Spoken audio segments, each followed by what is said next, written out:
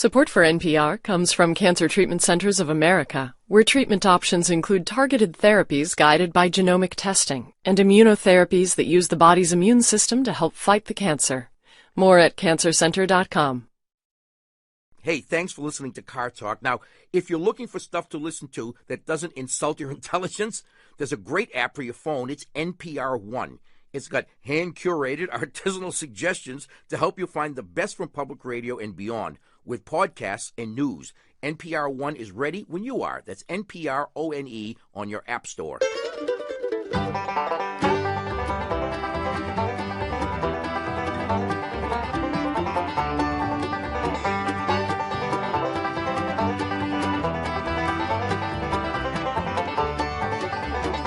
Hello and welcome to Car Talk from National Public Radio with us, Click and Clack, the Tappet Brothers, and we're broadcasting this week from the newsroom here at Car Talk Plaza. No, we had one.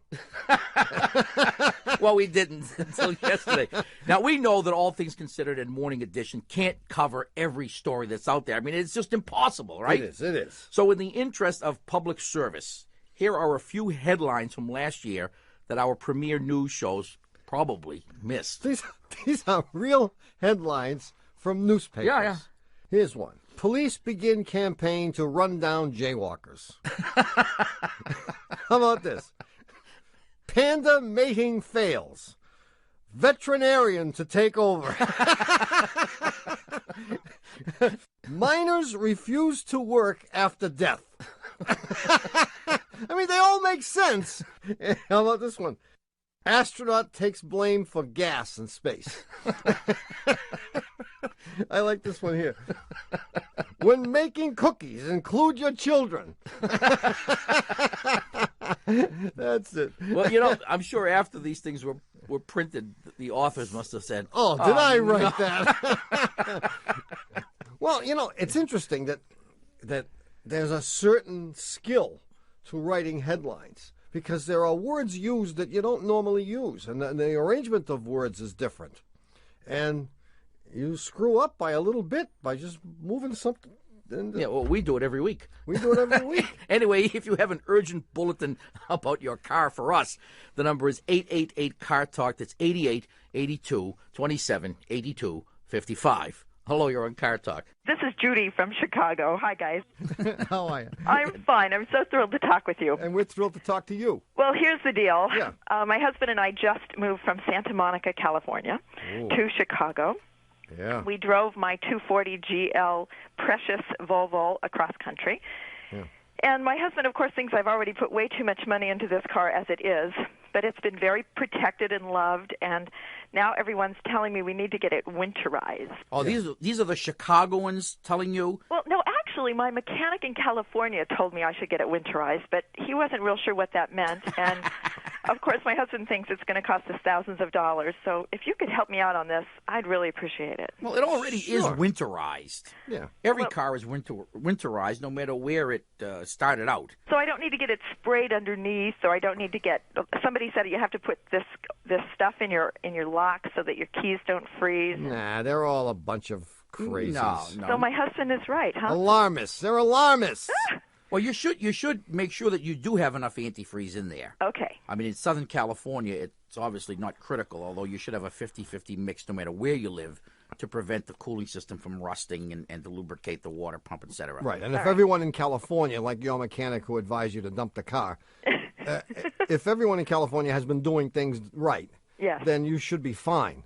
But it wouldn't hurt to pull into a gas station and have them check to see for what low temperature is your antifreeze good to. And how about the oil? Do you have to change the oil for winter? Forget it. No, Really? you use the same kind of oil you use in California. And how about tires? I mean, I know snow nothing tires about you're winter. going to need. Yeah. Eight of them if you can get them. Yeah, you probably will need snow tires. Okay. Well, then I have one final question. Wait a minute. Have you driven in snow before? Well, you know, when I was 16, I lived in Colorado, but geez. that was a long time ago. Yeah, that's too bad.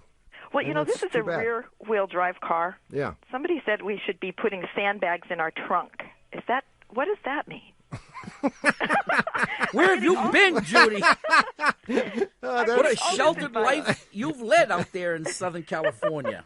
It's been very sheltered. Well, the sandbags are for traction. Okay. You know, so you have more weight over the driven wheels, but you want to make sure that you don't put so many in the trunk that you actually lift the front wheels off the ground. I see. Well, it will happen. As a matter of fact, as you put sandbags in the trunk behind the rear axle, Yes. you'll actually create what's called a moment arm, and you will cause the car to pivot on the rear axle. So if you put enough weight, theoretically, you could lift the front wheels right up off the ground. Yeah. To the extent that you wouldn't be able to see where you were going. You'd be looking up at the North Star. But realistically, what happens is you take weight off the front wheels, and you need traction in the front as much as you need traction in the rear. The rear wheel traction gets you moving, but the front wheel traction gets you to steer. So if you don't have enough traction in all four wheels, then you might go, but you won't know where you're going. So what advice do you have? I would Forget the sandbag. You need carpool participants, heavy ones. Yeah. Right. If you don't have them, I would put one bag, especially since you have never driven in the snow for the last 20 years. Yes, or more. Or more. Oh, yeah? Yeah, Gee, you sound so young. I know. Well, Then it wouldn't hurt to have one bag, a 60-pound bag of sand in the back. all right. Right. Actually, the place to put the sand, ideally, we recommend this to all of our Volvo customers, Right on the roof. is over actually in the back seat on the floor. Really? The sandbag on each side. Well, it's dual purpose. Number one, it gives you the best possible weight distribution. All right. And number two, when the floor rots out enough so the sandbags fall through, you know it's time to junk the car. What And the was other I thing that you thinking? probably don't know is you need snow tires, and you need 4 of them. I mean, you really do need snow tires. You don't have to. Oh, these new radials no. aren't okay. No, you'll need snow tires. In Chicago, you definitely will need snow tires, and you will need 4 of them. All right. So don't let your husband talk you out of the front 2, because you need those as much as you need the 2 in the back. All right, you guys. So I guess I sort of won this argument. Kind of, I guess. Yeah, but Yeah. it's not important to win, is it, Judy? We Well, all know that. That's right. It's how you play the game. It's how you argue. That's right. See you, All right. Judy. Thanks, guys. Bye-bye. Have a happy winter. Oh, thanks so much. I'll check back with you. Oh, yeah. All right. Bye-bye. Bye now. A little book on marital relations, like men are from Mars, women are from nowhere. Men are from nowhere. I'll work on that. You're going nowhere, man. 1-888-CAR-TALK. That's 1-888-227-8255. Hello, you're on Car Talk. Hi, this is Christian Spencer in Oxford, Ohio, Christian. Oxford, Ohio. home of Miami University. Oh, yes. Oh, yeah. I think I knew that. Now, after what or whom is Miami University named, and didn't they know there was going to be a problem? Actually, Miami University was founded way before Florida was. Oh, I don't think so. Oh, yeah, it's true, actually. Come on, the oldest city in the country. 1807, I believe. 1807, Miami was... It was named after the Indian tribe that used to live here in southwest Ohio. Oh, really? and they went to Florida for the summer. And they loved it Actually, so I much don't they think so. changed the name of the tribe, the Miamians.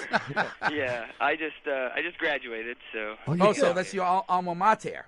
Yeah. What'd you major in, Christian? Interdisciplinary studies. Does that include, like, do you want fries with that? What is interdisciplinary studies? Interdisciplinary studies is just the code word for pretty much creating your own major. Right, a little bit of this, a little bit of that. So which McDonald's you working at? Actually, I'm working at a pizza place. I'm way too qualified to handle fries, so they had to put me on dough. Good man. No, actually, that's the best way to get an education. And you'll probably never have your hands on that much dough ever again in your life. With a certain uncertainty, you might say. Certain uncertain. So anyway, so what's the... So what kind of a 1976 Chevy do you own? Actually, I own a 1988 Suzuki Samurai. It's a 5-speed hardtop car. Yeah? You know the Samurai. Oh, of course. Doesn't everyone? About a month and a half ago, I started having this little problem with the clutch. Now, I bought it 5 years ago, and put about 60,000 miles on it. Had very little problems with it. I've done almost every repair on it myself. Good. But I started having this problem where when I would shift gears, the clutch would start to be a little hard. Not the clutch, not the pedal, but shifting the gear shift. Be a little sticky, a little hard to get into gear. Eventually, this turned into a situation where I'd have to apply about 500 pounds of pressure to move the gear shift. This kept really? happening. Yeah. Only when the engine was running, however. Only when the engine was running. Right. And only once it got good and warm. And this happens in all gears or just first gear? It happens in first and second, and then eventually third and fourth and fifth. Oh, until it just won't go into any gear. Yeah, eventually. When you say you have to put a lot of force to make it move, while you're doing that, is it grinding away or not? Only when I put it in reverse. Every other time it didn't do it. But I talked to my mechanic and a couple other people, and they said my clutch was probably about to go out because it hadn't been replaced in 5 years. That was what they were just like, your clutch is probably about to die. And they were right. A week later, the clutch went. And after being stranded on a not-so-friendly street, I got it towed, and I got the standard 3-part clutch assembly put into it by a friend of mine who's a mechanic. Sure enough, I get it back the next day, and the same thing happens. And it's the exact same problem. But he goes to Florida. Miami, right? Miami, maybe. Now, when you say that the mechanics told you that your clutch was ready to go, and indeed the clutch went. Yes. What does that mean? What do you mean it went? Where did it went? Well, it just stopped working. Well, in what way? It already wasn't working. Or it appeared to not be. It's just like the pedal went down and never came back. Oh. So the pedal went down to the floor and stayed there. Well, pretty much. It popped up a little bit more, and then it was all rubbery. There was nothing to the clutch. Like the car wouldn't start. You couldn't push it down. It was gone. All right. Does this have a hydraulic clutch or a cable clutch? It has I'm pretty sure it has a hydraulic clutch. Good. Because if it didn't, we wouldn't have any. We would have been hanging up on you. No, we would have had. I had a backup answer. I have a backup answer. I backup. always have a backup answer. I had a backup answer for the cable. I think what happened is your clutch master cylinder failed. The day that the pedal went to the floor, what you didn't need was a clutch. No. What you really needed was a clutch master. Either the thing had run out of fluid, causing... No, we checked that. Well, or it wasn't pumping. But in any event, I bet when your friend put the new clutch in, he had to bleed the thing, too, to get it to work correctly. Mm-hmm. And then as it heats up and the bore of the thing expands, the bore of the master cylinder expands, the clutch master cylinder is less able to provide the requisite pressure to disengage the clutch. And that's why you have to lean on that handle, the shifter that is, to shift it. Okay. So I would recommend you change the clutch master and the slave. And the slave? Yeah, they're cheap enough. And you can do this yourself if you've done all the other work on the vehicle. Okay, well, I'll give it a shot. Okay. And this will fix it. It's a guarantee. Okay. You'll never run again. You'll never deliver another piece. See you, Christian. I'll see you at McDonald's later. Good luck, man. 1-888-CAR TALK or 1-888-227-8255. Hello, you're on Car Talk. Hey, guys. This is Louella in Rome, Georgia. Louella. Louella. You know what? You're a genius. That is exactly how you spell That's it. how I spelled it on my little sheet of paper here. He was looking over my shoulder. Where are you from? Rome, Georgia. We're in the northwest part of Georgia, about an hour north of Atlanta and an hour south of Chattanooga, and you can throw a rock and hit Alabama. Rhyme, Georgia. Rome, R-O. Oh, Rome, like Rhyme, Italy. Exactly. We have 7 hills like that, too. Okay, Excellent. got it. Yeah. All right, we're with you. Go ahead, Louella. Okay, this is a philosophical question for you all. Yes. I have 2 teenage daughters. Oh, brother. I know, we're in trouble already. And the older one has expressed an interest in learning to drive a manual transmission, which we don't have a car with a manual transmission, but I am just wondering, in this day and age, is it worth the blood, sweat, and tears to teach 2 teenage girls how to drive a manual transmission, or should I just always make sure they have cab money? In this day and age, I would have to say it doesn't make sense. Right. It's fun to drive a stick shift, but in the old days, it used to be a thing that you would do to save money. Right. Oh, buying a stick shift car, you mean? Buying a stick shift car. The other reason was that people thought automatic transmissions broke frequently and cost a fortune to fix. And that's not true anymore. Right. Well, part of it's true. They don't break frequently, but they still cost a fortune to fix. In fact, they cost a bigger fortune to fix. Oh, they do, but they just don't break as they used to. And automatics now get just as good mileage as the standard shift cars. Sure. You know. And the clutches wear out on standard shift cars, and that takes care of that. Right. Well, I was going to ask you if anybody made like a Kevlar clutch or anything. I don't know. Well, wait, why do they want to do this? Well, you know, she's a freshman in college, and I think she may have run across her first manual transmission, and it's just a challenge. You know what? She should do it. I disagree with my brother. I mean, while it may be unnecessary to know how to drive stick shift because the vast majority of cars sold are automatics, it's nice to know. And it takes, with the right boyfriend, she could learn to drive stick shift in an hour or two.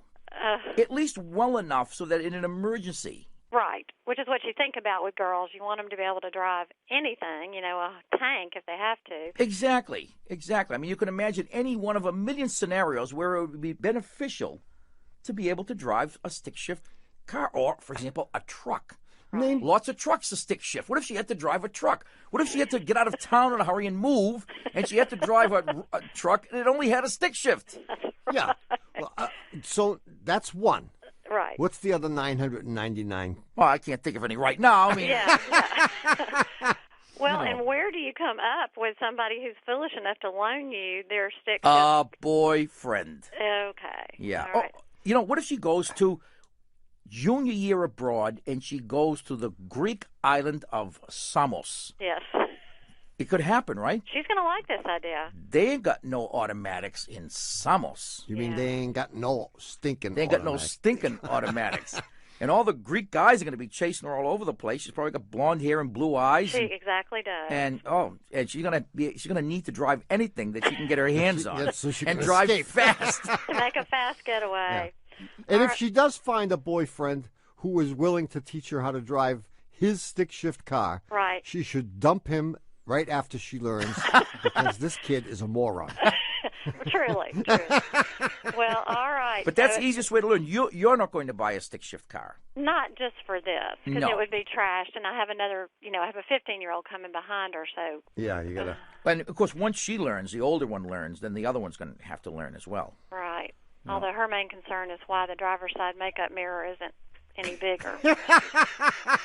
Well, that could be remedied too. Driver's side, she calls that a makeup mirror, huh? Yeah. Okay. Yeah. Well, Louella, good luck. Well, thanks so much. I appreciate the advice. But with the right teacher, she can really learn pretty fast. Pretty quickly, since she already drives. Yeah. Okay. Well, that's encouraging. All right. All right. Thanks. Thanks for the call, Louella. Uh-huh. Bye-bye. Okay, Tommy, seems we need a little timeout right now, don't you think? Is this so I can think about all the wrong answers that I've come up with today? Well, not really. We only have a minute. We'll be right back. My Chrysler is amazing. My Chrysler is so slick. My Chrysler only has half a T-top. The rest blew out near Sparta Whisk. When it rains, I start to cry because there's no way for me to stay dry. Chrysler is air conditioned now. My Chrysler is so cool. Duct tape and empty bags don't work. I drive around like a stupid jerk. My Chrysler is amazing. Yeah, it's quite a piece of work. And even though chain gang members ask if they can please go out and break some more rocks whenever they hear us say it, this is NPR. Hi, we're back. You're listening to Car Talk with us, Click and Clack, the Tappert Brothers, and we're here to talk about cars, car repair, and the answer to last week's puzzler. And this one was from the baseball algebraic series. There aren't many of those. No. This is the only one. Stand A alone. series of one. Here it is. There are two rookie players, and we call them Bluto and Popeye.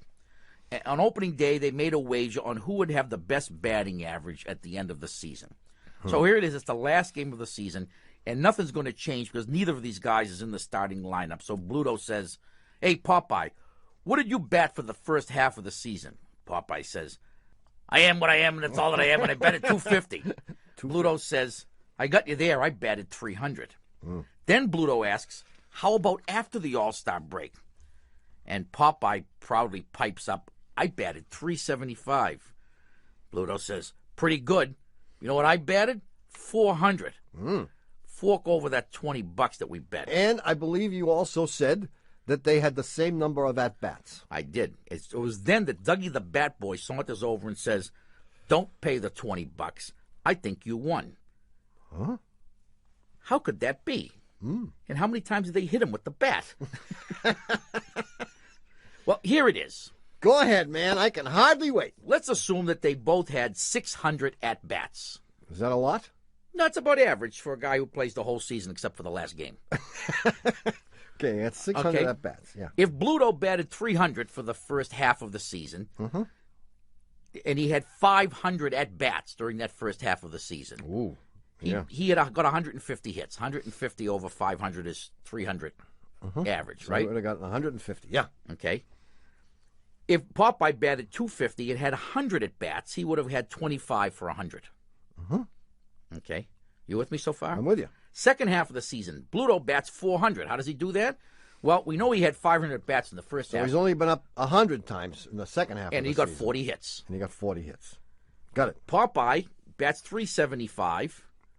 But he's up 500 times. And he gets 187 and a half hits. One of them was a check swing single over the infield. They don't count that as half a hit. Yeah. So now let's figure it all out. So we got Bluto batted 600 times. How many total hits did he get? 190 I have. Right. How about Popeye? How many hits did he get? 212. 212 and a half. and a half. And when you figure that out, Bluto batted 316 for the season. Yeah. Right? Even though he batted 300 and 400 in each half. Yeah. And Popeye bats 353 and wins the batting title. No kidding. Pretty good, huh? Pretty darn good. A good little example of the arithmetic mean and how what it means and how to me. statistics can lie. More importantly. Wow. That's good. Now, you know that every fifth grade teacher in the country will be using this problem next week. I hope so. I hope so. Because it's a good one. And what they should do is take bets, teach the kids about betting. Right. and they should give odds. Teach the kid about odds. That's good. They can cover all the bases, so to speak. All the bases, so to speak. So who's our winner? The winner is Mike Bennett from Dallas, Texas.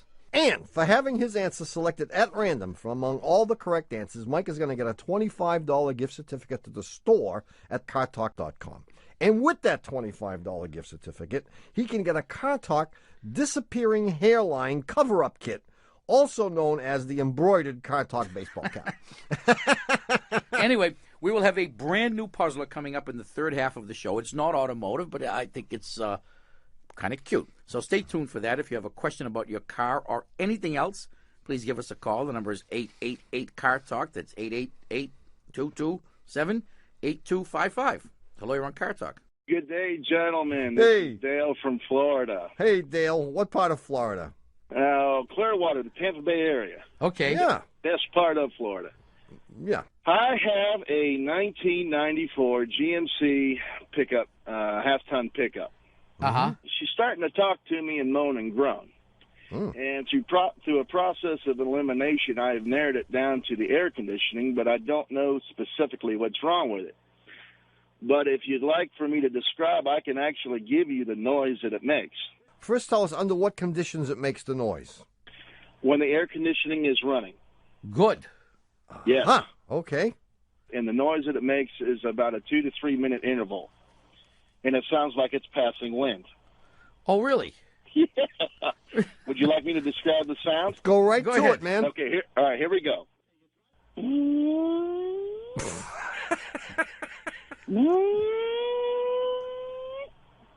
And it'll do this, and I've had friends in my car saying, Dale, what are you going to do with this thing? And I said, I don't know. I'm either going to give it some fuel treatment or throw a bottle of kaopectate down the tank.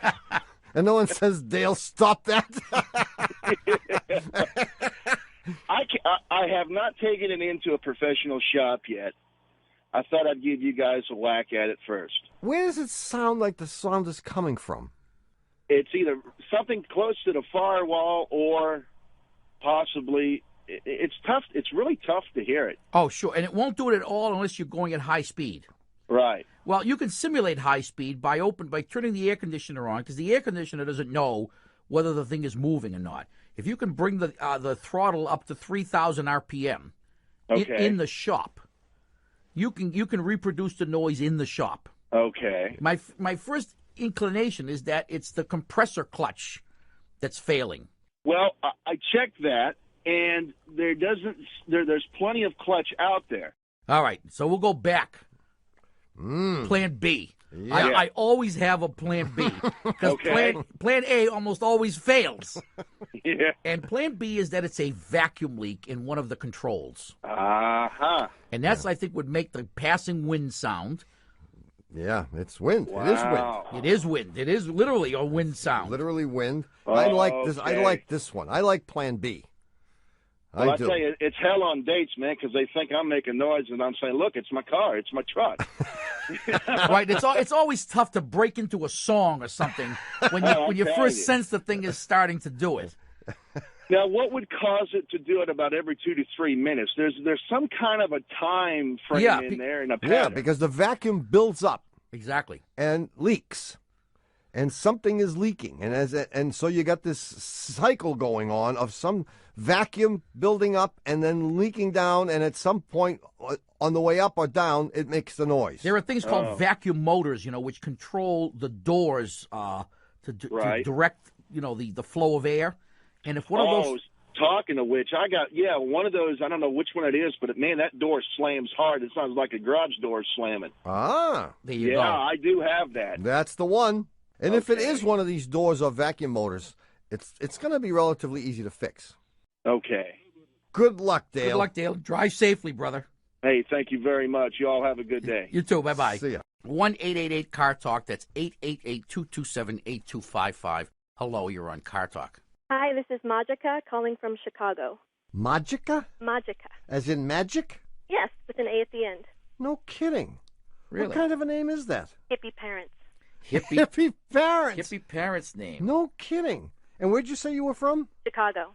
Chicago. What are your parents doing in Chicago if they're hippies? Well, they were all over at the time, but... Where were you born? Chicago. Chicago. Yeah. No kidding. And where did they start out? Chicago. They started off in Chicago. They had a Volkswagen bus. They didn't make it too far. they made it to Schaumburg. That was it. So, do you have a Volkswagen bus? I do not have a Volkswagen bus. I have a 94 Geo Prism. Ah. So what's up, Magica? Well, my problem is twofold. One is that with the passenger side airbag in that chamber there, it's a razor blade. The razor blade got stuck in there? Yeah, my husband was trying to scrape off the Old City sticker, and he set it there while he was doing something else, and it slid inside. Oh. Jeez, wouldn't that be an awful thing? That you have an accident, the thing deploys, it saves your life, but the razor blade comes and severs your jugular vein. Well, see, that's what I think will happen, but my husband thinks it's not a big deal. I think you should drive.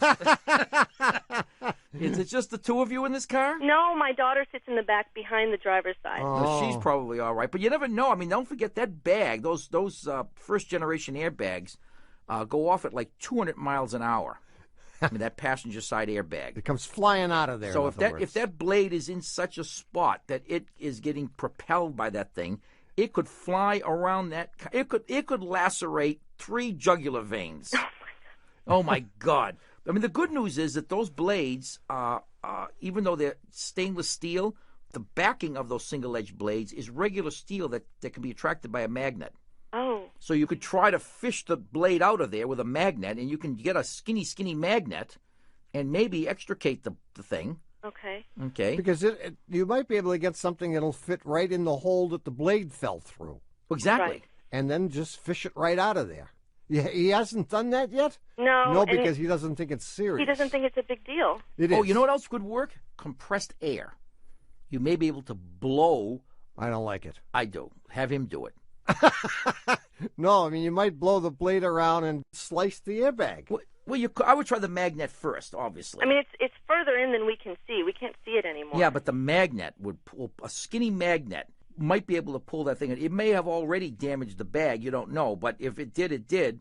I mean, the safest thing to do, obviously, would be to go to the dealer and have them put a new airbag in, which they can do.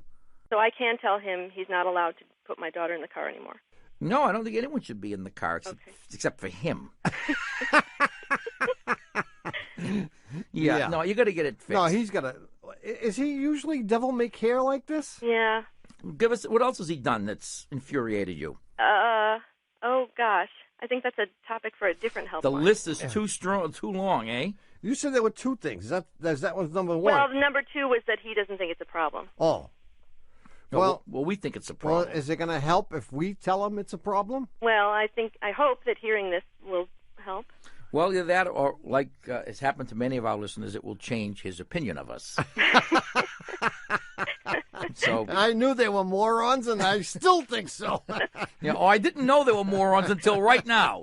Well, good luck. Thank you take very it to much. the dealer, get their advice. I mean, maybe Okay. they can fish the razor blade out, but whatever you do, get it to them and get it fixed. Get it fixed. Right. Okay. See you, Magica. So Thank long, you. Magica. Bye. Bye-bye. 1-888-CAR Talk or 1-888-227-8255. Hello, you're on Car Talk. Hi, guys. This is Jerry Kaiser in Boulder Creek, California. Hi, Jerry. Boulder Creek, where? Boulder Creek, California, in the Santa Cruz Mountains near Santa Cruz. No kidding. Guys, I got a 97 Grand Caravan, and a couple weeks ago, while coming down a fairly steep grade for about 5 minutes, I suddenly noticed myself in the middle of a cloud of smoke. And at the bottom of the hill, I stopped the car, and I had flames about 4 inches high in my front wheels. Isn't that exciting? Oh, yeah. I went looking for some marshmallows. I took the car into the dealership, and the service manager told me that the grease behind the brakes was burning, that I only had 10% wear on my brake pads, but my rotors and calipers were fried to the tune of $800. And he said that the front brakes had been set to do a little bit more work than the rear, which contributed to the problem, but neither he nor his mechanics knew the cause. So, I mean, I'm concerned about safety. I don't want to pay $800 again. I didn't downshift. We know that. Right. So this was, you said this was a mile, but I'm going to guess it was more than a mile. Oh, yeah, it was more than a mile. Like 10 miles? About 2 miles. During which time you had your foot on the brake the whole continuously? I was pumping the brakes. But mostly on. Mostly on. How fast were you going? 50. I would say at the most about 30. Oh. That's a lot. By the way, you should have downshifted. Okay. But here's my question. What caught fire? He said that there was some kind of grease behind the brake. Oh, behind the pads. Yeah. Yeah, well, Anti-squeak grease. Well, I mean, was it a lot of flame? The flames were about 4 inches high and lasted for about 90 seconds. Cool. All right, here's what happened. Obviously, by using the brakes as much as you did, the brakes got very, very hot. Right. And they got hotter than they were designed to get. Right. And that's why you should have downshifted, and that's why it's recommended on All right, he knows that. You don't have to berate the guy.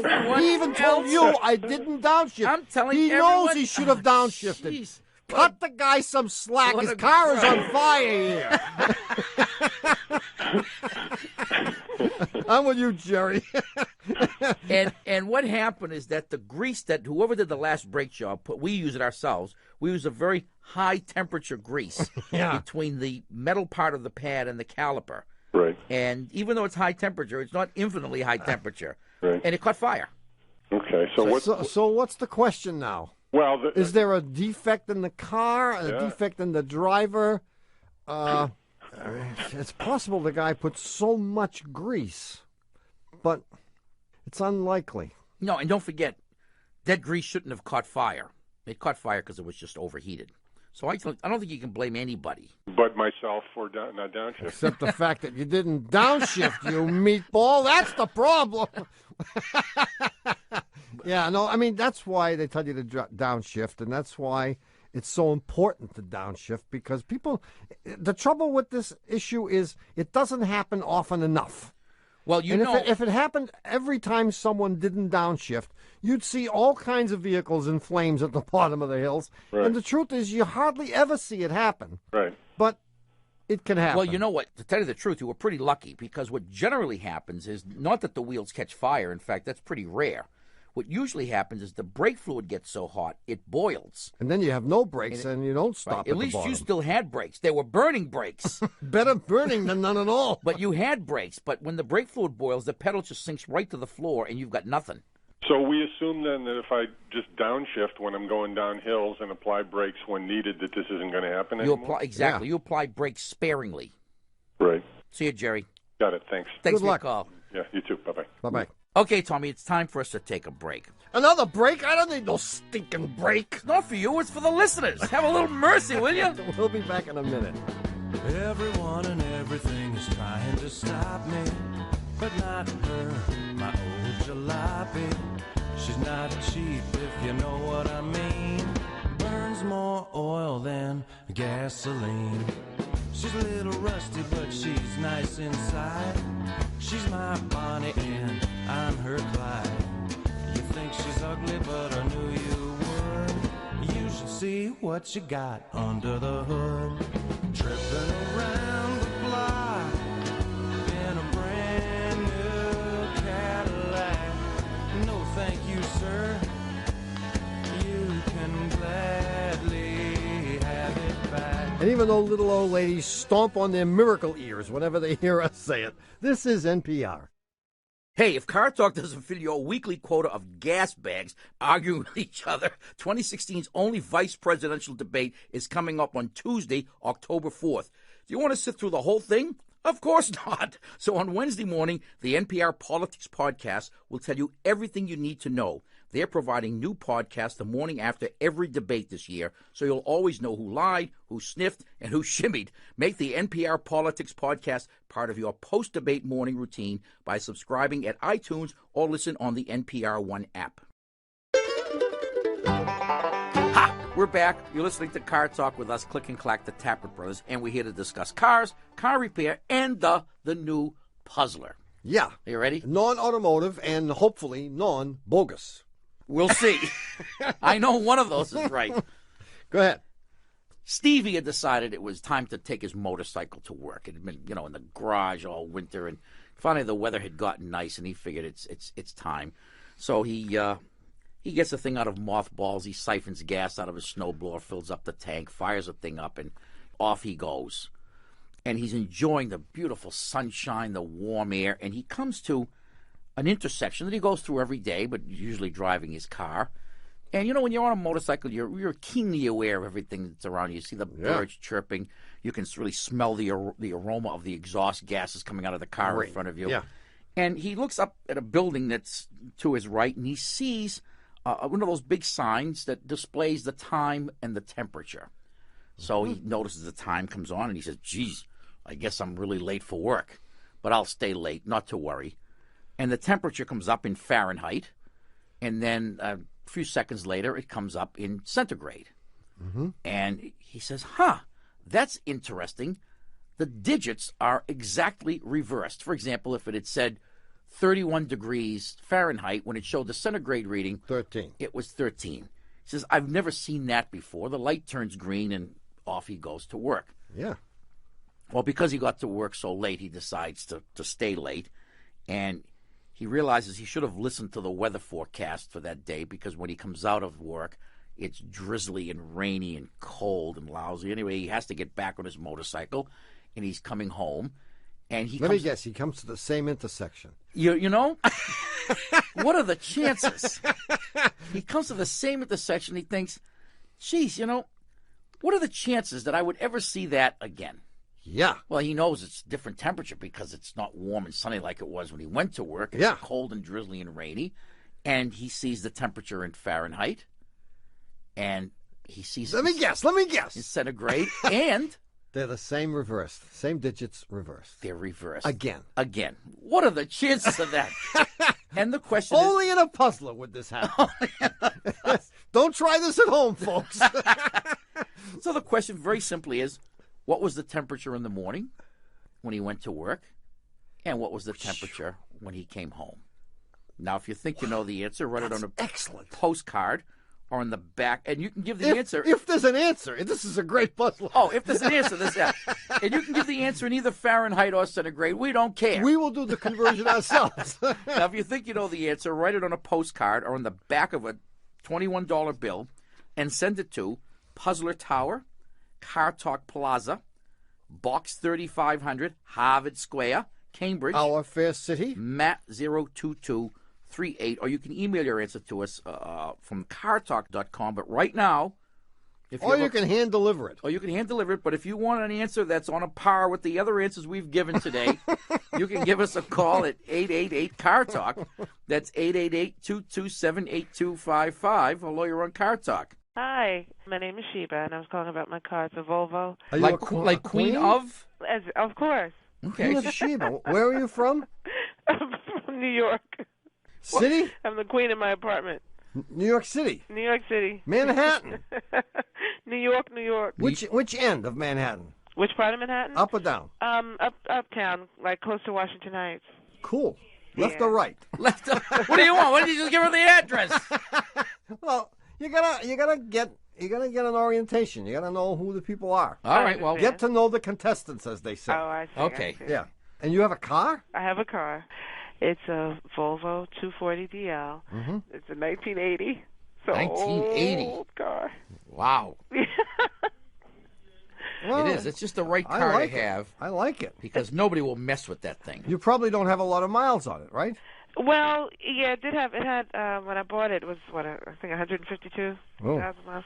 But it's two problems I got with it. One, when I turn it on, or at any point when I'm just sitting idle, it shakes. The engine shakes. I don't know what that's from. My mechanic has changed the spark plugs. He's tried everything he can think of, and the engine just shakes. Parkinson's. Just like that. And the other thing is when it's cold, it takes it a while to get into gear. So, like, when I'm trying to come out of a parking spot in the morning, it takes forever for it to go into reverse. Like, you'll hear it revving up, and then it jerks into reverse. So you hear it revving up, and it jerks into drive. Or if I go directly onto the highway, it takes a while for it to get into the overdrive, for it to pick up speed. But once now, if I've been driving it all day, and it's in the transmission's warm, then it'll move gears fine. But when it's cold, it's ridiculous. And I've changed transmission fluid and, all that kind of stuff. Oh, you have done that? Yeah. I don't know what the problem is. Hey, you have a call on 101. No. I think I have a call. I'm at work. Maybe it's us. Do I have to, is that for me? Yeah. I think it said, Tom, you have a call on 101. Well, I'm going to give you the good news first. Okay. What's the good news? I'm working on it. Jeez, the good news. I think the good news is Christmas is coming. No, I would have to say that the good news is that I wouldn't do anything to the transmission. Okay. I would just pray. Yeah, if you've already had the fluid changed and you're sure the fluid is full, then the symptom that it has is a clear indication that it's on its way out. Yeah. Oh, really? But it doesn't mean it's on the way out tomorrow. What about the shaking, though? The shaking could be something awful. It could be that you have bad compression. And I would imagine that whoever looked at this thing has checked the compression. Okay. But if it didn't, this thing has a fuel injection called CIS, Continuous Injection System. And it has individual injectors for each cylinder. Yeah. So let's assume he did a compression test and the compression is good. The thing I'd most likely suspect is that one of the injectors is plugged up with rust. He was saying, my mechanic, that's the last thing he had said. He said, maybe it is a fuel injector problem. What he can do is he can pull out the injectors. They pop right out. And he can actually crank the engine over and watch the injectors spray, all three of them. Okay. And the fourth one is not going to spray. I would guess that one of them's plugged up. Oh. The problem, however, is... I can replace? Well, it may need to be replaced, but there may be so much rust in the whole fuel system that they're all going to get plugged up eventually, even the new one. Okay. But I would, if there is one that's bad, ask him to put a new one in, and that may get it to run on all four cylinders. He is going to now. This week he's supposed to be taking it to Volvo and have them put it on the machine. Oh, I don't think I'd do that. No? No, you may find out a lot more than you want to know. Well, he may not tell her everything. Oh, maybe. He's the intermediary. Right. So he will get the information, and he'll decide tell him to just tell how much of it Sheba can handle. Yeah. This is on a need-to-know basis, this whole operation here. So tell him not to tell you any more than you need to know. I don't expect to keep it that much longer, but if I can hold on to it at least one more year, I'll be happy. Well, you should be able to. I mean, if it is an injector, that's not going to be horribly expensive. And I wouldn't be surprised if the transmission can hold in there for a year. Okay. Even though it will continue to do what it's doing, there's nothing you can do to fix it. Well, there is one thing. Transmission magic. You can add a can of Transmedic or Trans-Mediterranean. Are there any auto parts stores in Manhattan? I never saw one. Oh, sure. They're all over the place. They are? Yeah. Well, take a walk into one of those places and look around for the bottles that have, or cans that have something like transmission something and the word miracle on it. And sometimes those things actually work. It is something called transmatic? It's transmission something, a miracle cure. I forget what it is. Really? Yeah, Grecian formula. I don't know what it is, but you go to the parts store. No, we're serious. You tell the guy behind the counter that your transmission is slipping, and you ask him what they've had the most success with. And they may have 4 or 5 different products on the shelf, all of which purport to do the same thing. Yeah. Ask them how many people came back and threw the bottle at them for the different brands, and take the one with the fewest number of incidents like that. Good luck. Thanks so much. Shiva, good luck. Bye-bye. Bye-bye. Oh, gee. How can we be so flip? Her car is in its death throes. Well, it is. The engine's running on 3 cylinders or fewer. The transmission is slipping. What could be worse? We're laughing. What could be? I mean, those why? Those are the two. In our cars. Hey, if the engine shakes, at least it means it's running. It's running. There you go. and in many cases, I would take that. You would take that. I would take sure. 3 cylinders is better than no cylinders. 1-888-CAR Talk. That's 888-227-8255. Hello, you're on Car Talk. Hey, this is Andy from Oregon. How you doing? Hi, Andy. We're doing great. Oregon. What's happening, man? Okay, got a question for you. This is going to be probably going to fall into the unusual category. Paranormal? Another one of those. I was driving my 94 Jeep Grand Cherokee Laredo across the U.S. last summer. Mm-hmm.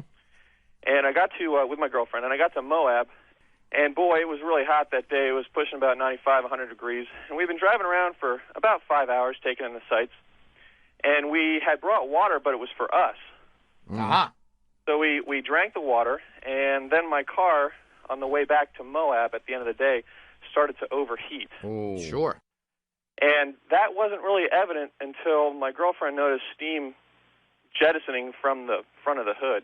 Mm-hmm. I mean, when you say jettisoning, you could actually see like a stream of steam coming out from somewhere? No, not. I wouldn't say like a jet. Wafting. You could see it pluming. Right. Okay, Yes. All right. So we pull over. We'll pull out the manual, and we look at that. She's concerned about the loss of fluid. And this is where the question kind of gets ridiculous. We pop the hood, and I just say, hey, let's just let it cool and not worry about it, and we'll just drive very slowly back to town. She says, no, we got to add some water to the radiator, and I say we don't have any water, and we talk about this some more. And no. Yeah. Not really. Huh? No, go ahead. So she says, add something to it, and I say no, and then she says, well, we've been drinking water all day. Oh, I knew it. I knew Right. it. And I said that is not necessary. We don't need to do that. She said, you could probably replace what we lost in steam. And, she's only talking about me. She's not talking in the first person. I had to stand up top there. But it's such a small opening. I mean, how could you aim for that little hole? What are you implying here?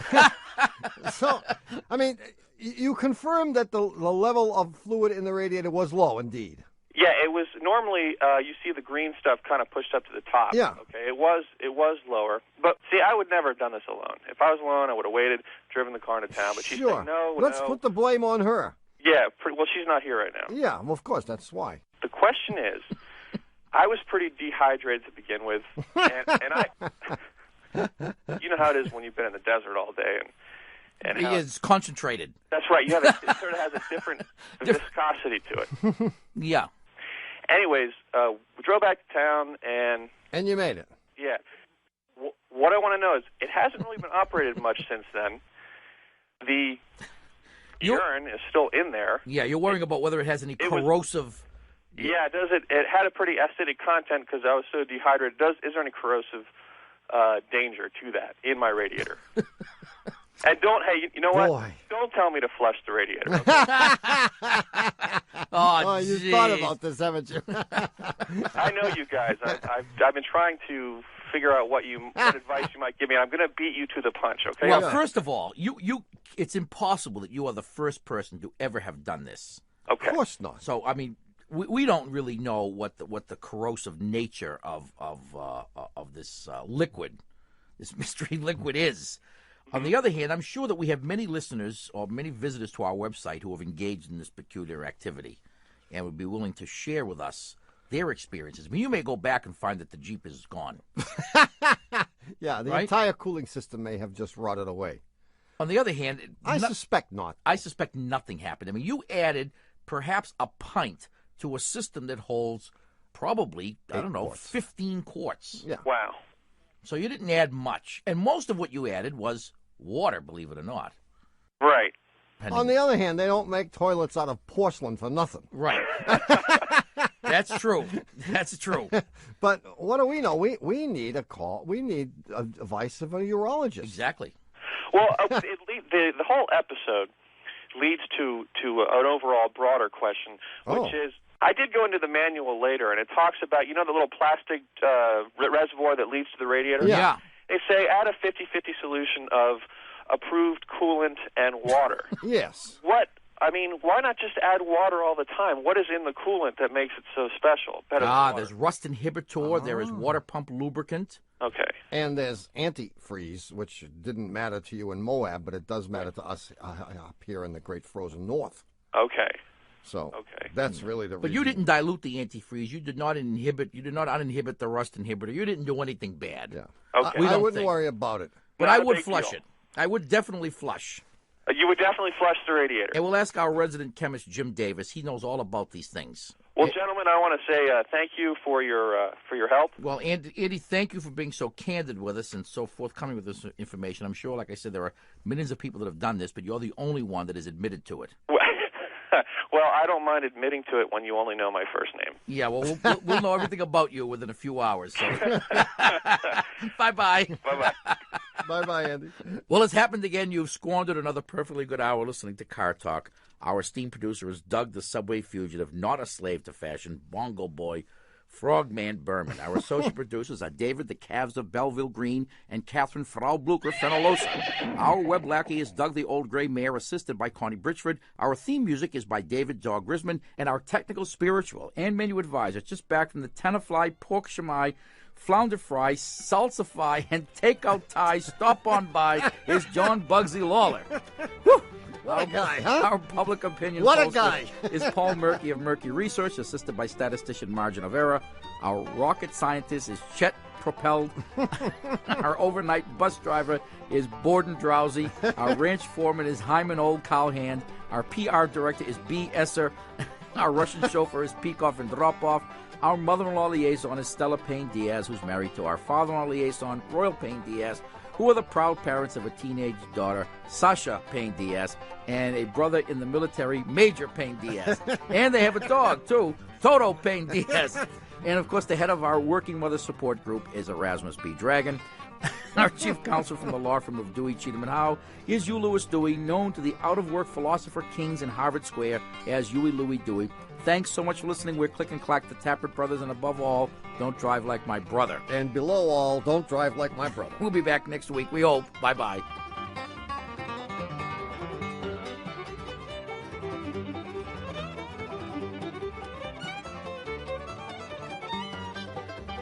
You can get a podcast of this show, which is number 1640, subscribe to our weekly podcast, and check out our Taste Challenge clothing and best of collections all over at cartalk.com.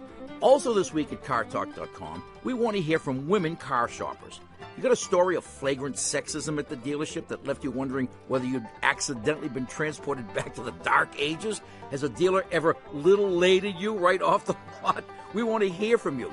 Tell us your story on the Car Talk Facebook page right now, or email us at horrorstories@cartalk.com. Car Talk is a production of Dewey, Cheatham & Howe and WBUR in Boston. And even though NPR staffers pass through the stages of denial, anger, depression, and acceptance, then go back to denial again whenever they hear us say it, this is NPR.